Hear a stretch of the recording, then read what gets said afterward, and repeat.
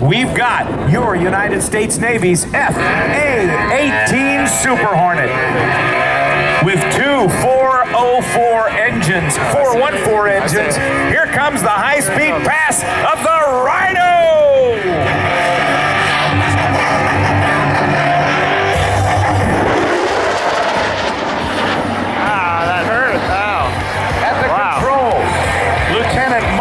Tab Smith and Lieutenant Pete Tool Stavridis.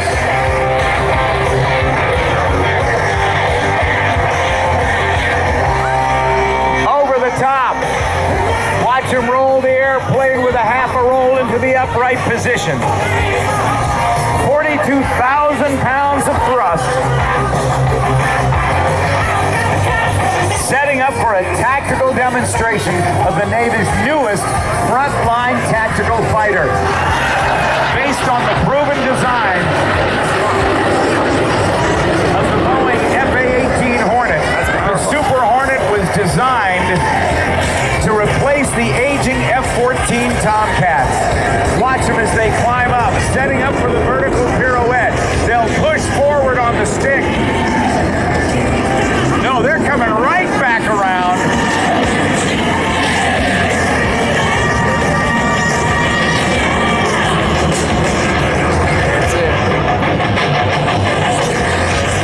Going into a flat turn, allowing them to bleed off airspeed very, very quickly. That is called the flat pirouette.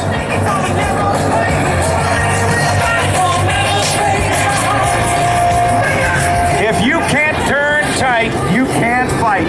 Whether you're avoiding surface-to-air missiles or getting in a dogfight, the ability of the Hornet to turn around in a very short space gives it a tremendous tactical advantage. This is the Rhino's minimum radius turn.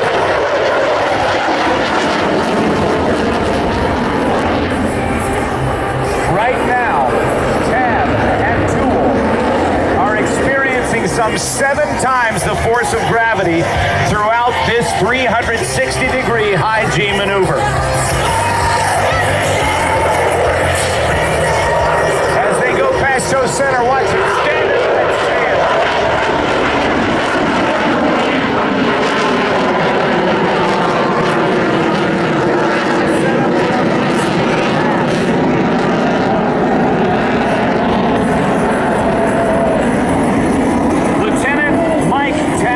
Has over 1,600 total hours and 350 carrier-arrested landings.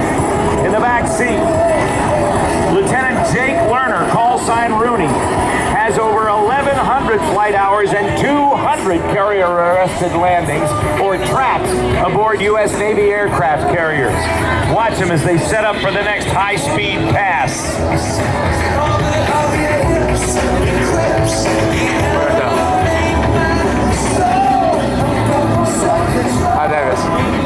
With a top speed of nearly twice the speed of sound, you're seeing only about half of it today. Look at the vapor build up around the aircraft. As they approach the speed of sound, the compressed air around the fuselage squeezes the moisture into a visible cloud, and that's what you're seeing on those vapes, as they call them, the vapor trails. There you go. Theoretically, if that cone that you saw when it went by moved off the tail of the aircraft, it would be transonic. We don't want to have that happen because it would set off car alarms and break windows all over the area. Nice.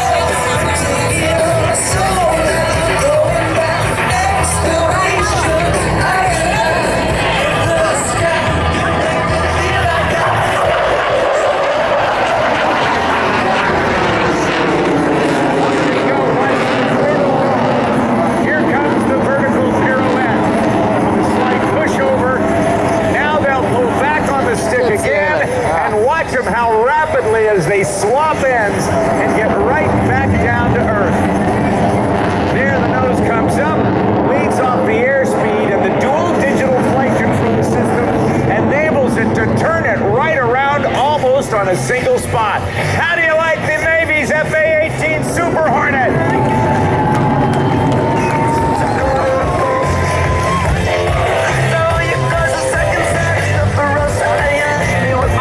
you've seen loops before, as they pull back into about 4 Gs going over the top and doing a big roundhouse loop. Well, today we're going to see something just a little bit different. As Tab and Rooney approach from the right, they will set up for what is called a square loop, going across at 350 miles an hour, pulling the nose straight up into the vertical, climbing to about 4,000 feet, pulling 90 degrees going across the top, a 90-degree pull to vertical, back there somewhere. 90 degrees to square off the bottom of the loop. Ladies and gentlemen, from VFA 106 at Naval Air Station Oceana, Virginia, here comes the Rhino and the square loop.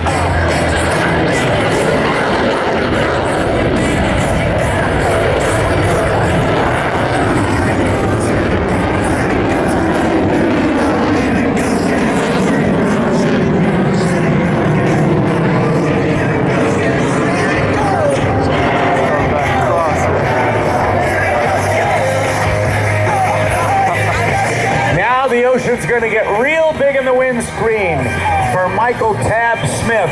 Watch him pull out. Incredible maneuverability of the A-18.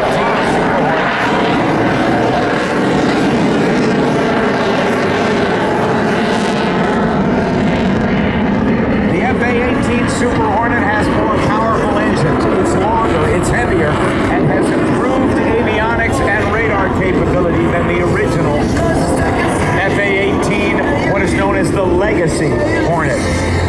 The Legacy Hornet, the F-A-18As and Cs, are flown by the United States Navy's Flight Demonstration Squadron, the Blue Angels. Now, you've heard how noisy this is. Plenty noisy. When there's raw jet fuel being poured into the exhaust, you can see a glow in the tailpipe, and that means the afterburner is on. That gives the aircraft a tremendous kick in the pants to get into a fight or out of a fight very, very rapidly. It does, however, use up fuel at a very high rate. What we're going to show you now, as I turn the music down, is something called the inverted whisper pass. They're going to pull the throttles back to idle, roll it upside down, and listen to how quiet the Super Hornet can be.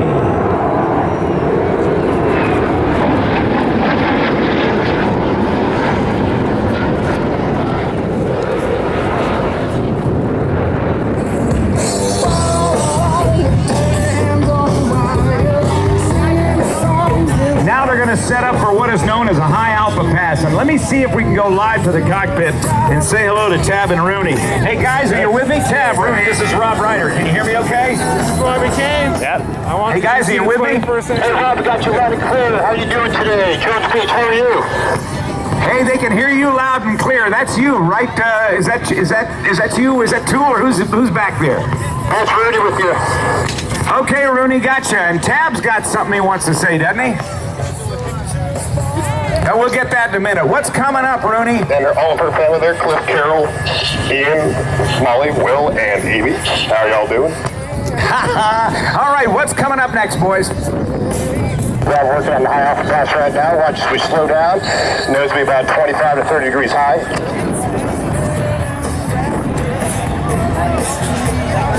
High angle of attack. Look at how slow. About 1/10. How slow are you going, guys? Hey, Rob, we're going 100 knots over the ground right now. That's 115 miles an hour. How much does the airplane weigh, guys?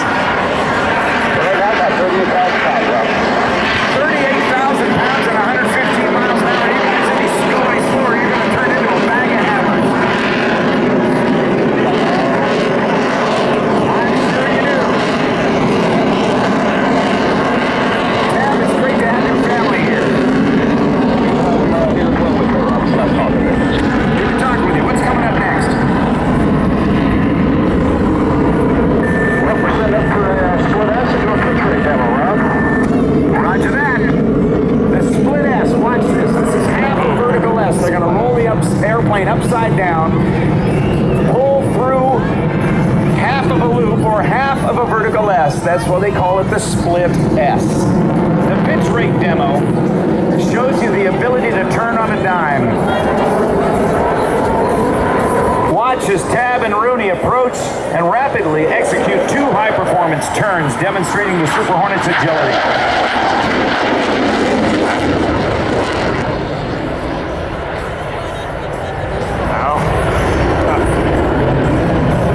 Boy, the acceleration is just awesome looking.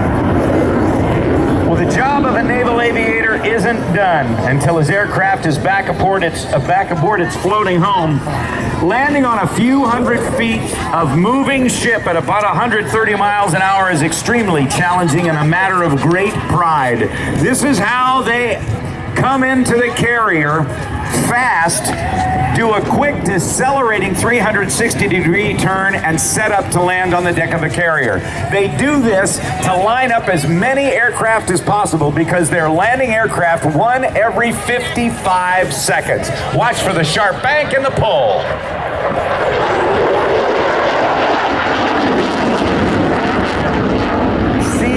You can see the glow in the tailpipes, meaning the afterburners are on.